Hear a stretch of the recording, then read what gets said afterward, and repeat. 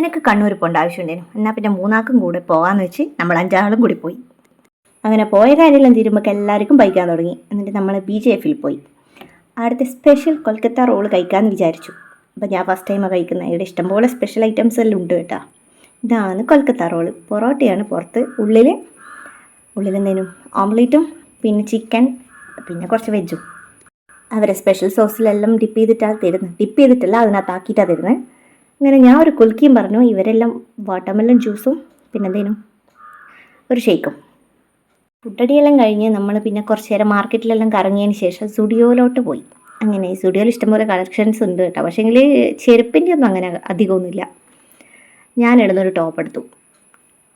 ചെരുപ്പ് കണ്ട ഇത്രയല്ലേ ഉള്ളൂ. ഞാൻ ഇത് മുന്നേ വന്നേരം ഇതെല്ലാം കണ്ടിന്. അങ്ങനെ മൂന്നാളും കൂടി വേണ്ടുന്ന സാധനമെല്ലാം വാങ്ങി. ഒരുപാടൊന്നും വാങ്ങിയില്ല, കുറച്ച് സാധനം, 1-2 സാധനങ്ങൾ. പിന്നെ അവിടെ നിന്ന് ഇറങ്ങി രുദ്രു വരെ ഒച്ചപ്പാടേനും. അപ്പം ബൈ.